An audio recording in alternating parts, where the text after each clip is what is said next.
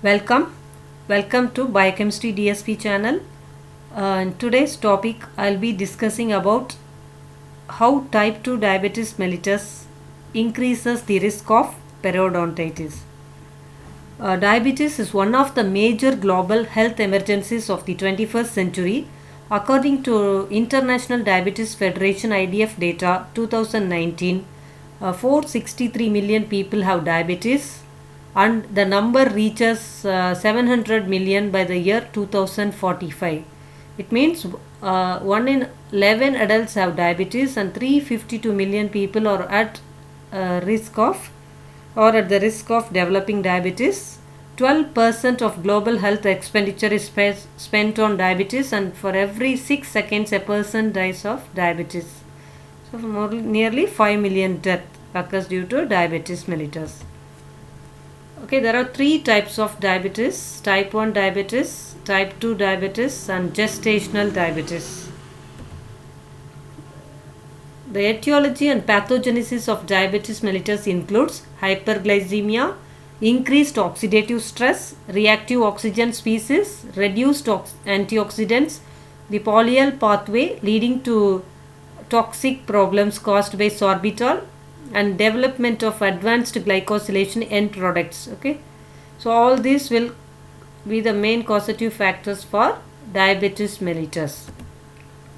The risk factors for diabetes includes physical inactivity, overweight and obesity, age, family history, ethnicity, urbanization, low birth weight, high fat and low fiber diet.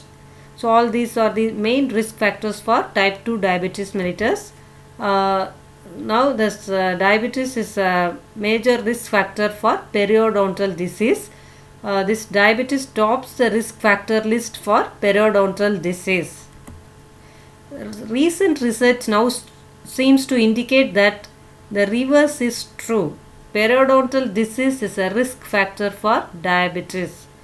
Periodontal disease is often considered to be the sixth complication of diabetes. It may place the individual at risk for future diabetic complications. So the risk factors for periodontitis includes diabetes. So diabetes is a major high risk factor for periodontitis. Is top list will be diabetes. The presence of specific gram-negative anaerobic bacteria in the mouth, smoking, genetics. Low risk factors includes poor oral hygiene, stress, advancing age, race, gender, HIV, certain drugs, poor nutrition, osteoporosis and obesity. All these are low risk factors. So diabetes seems to be the high risk factor for periodontitis. Periodontal disease prevalence. Periodontal disease is a leading cause of tooth loss in adult. It is one of the most prevalent oral disease affecting more than 50% of Indian community. Almost 75% of American adults have some form of periodontal disease and most are unaware of the condition. 35% have some form of periodontitis, 7 to 15% have severe periodontal disease and 40% have lost all their teeth. We know that type 2 diabetes mellitus is a increased risk for periodontitis.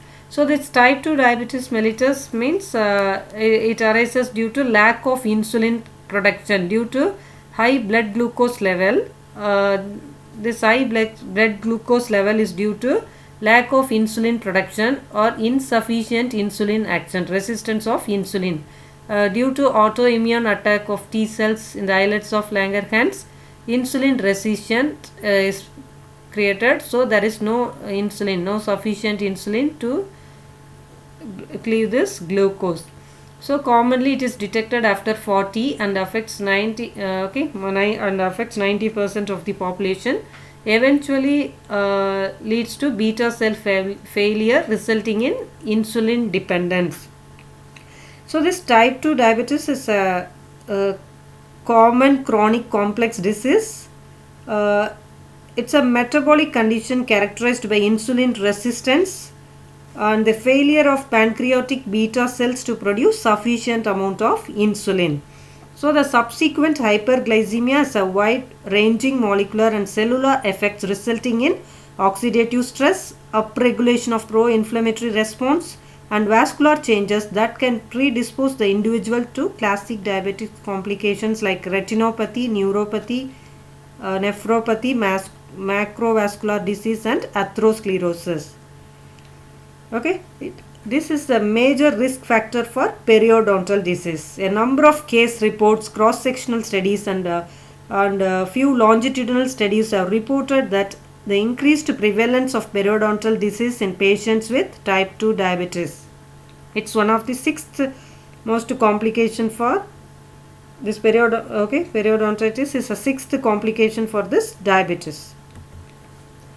So these are the metabolic changes in type 2 diabetes mellitus: hyperglycemia due to decreased utilization of glucose, polyuria, polydipsia, and polyphagia, glycosuria; hypertriglyceridemia due to de novo synthesis of fatty acids. What is periodontitis? So it's a gum infection initiated by specific bacteria that activates a series of inflammatory and immunological changes, leading to destruction of the connective tissues of the connective tissue and bone, and possible loss of teeth. Okay, that is called periodontitis. There is no connection between this gingiva and the teeth. Okay, there is a gap. This gap is due to periodontitis, periodontal condition. Okay. So, how this periodontitis is initiated? It is mainly initiated by gram-negative bacteria.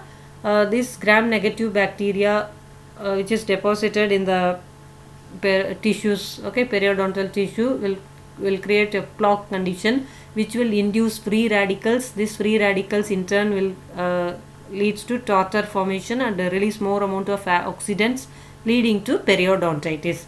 So these free radicals are like robbers which are deficient in energy. These free radicals can attack and snatch energy from other cells to satisfy themselves. Okay. So all this due to this free radicals, tartar formation occurs. Then more amount of oxidants will be produced. Finally, it will lead to a condition called periodontitis. So the bacterial challenge will initiate the initial lesion of gingivitis. Okay.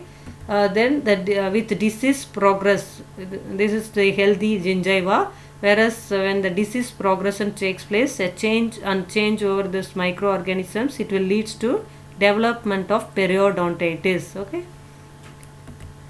So plaque, gingival inflammation, pocket formation, more and more amount of plaque. So this will lead to, finally it will lead to tooth loss. Okay, loss of tooth.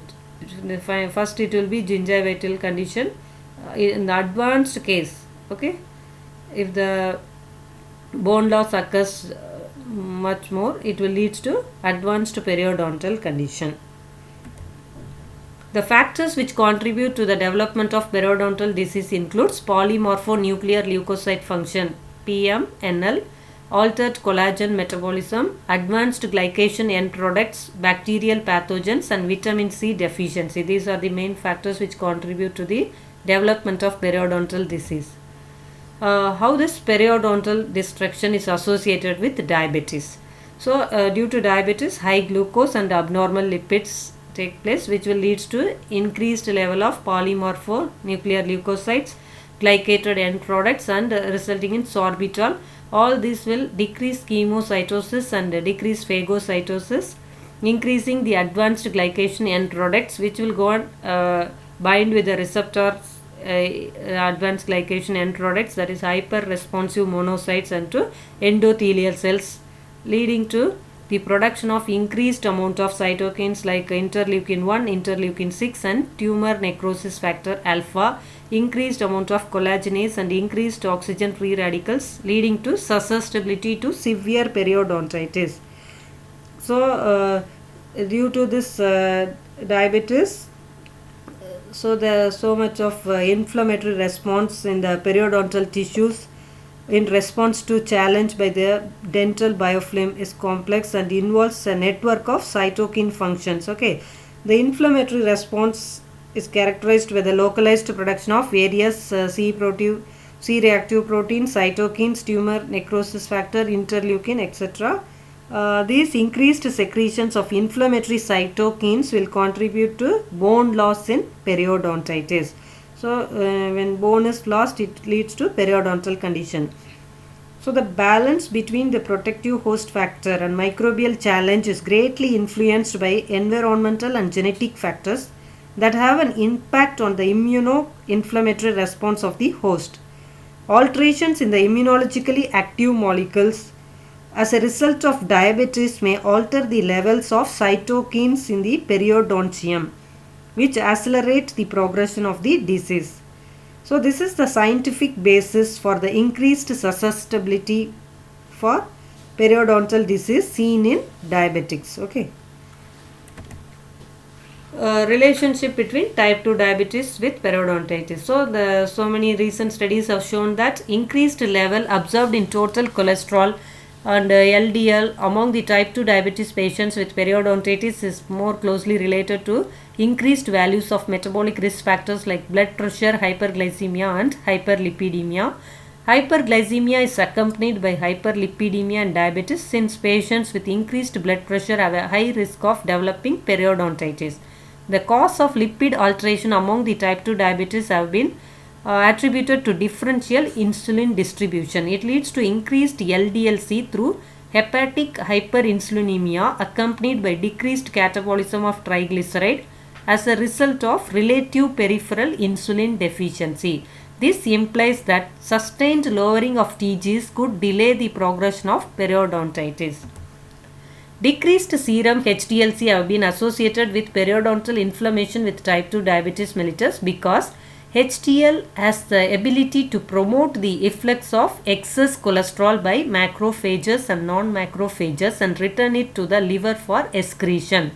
HDL is considered to have an antioxidant feature in normal condition, but during systemic inflammation, the protective character of HDL can diminish to a point where it becomes pro-inflammatory. The antioxidant and anti-inflammatory activities of HDL are associated with protection against inflammation. HDL is known to regulate the inflammatory processes via several key mechanisms, allowing us to draw conclusions of its protective association with periodontal inflammation. Type 2 diabetes mellitus with periodontitis could cause systemic inflammation and deterioration of insulin resistance associated with hyperlipidemia through the production of inflammatory cytokines. Furthermore, a higher reactive oxygen species and peroxide production, free radical productions have been reported in patients with hyperlipidemia. Increased in reactive oxygen species and particularly the superoxide production may play a very important role in the complications arising in diabetes patients. Formation of advanced glycation end products as a result of glycosylation of proteins and lipids are among the factors that can lead to periodontal disease development. It increases the oxidative stress in gingiva of the diabetes patients. It also impairs the movement of metabolic waste of periodontal pathogens out of the tissue, causing decreased wound healing capacity and increased disease severity. This process occurs in people without diabetes too, but the rate of formation is greatly increased in people with diabetes. So these are the references. Thank you for watching this video. Subscribe and support the channel Biochemistry DSP.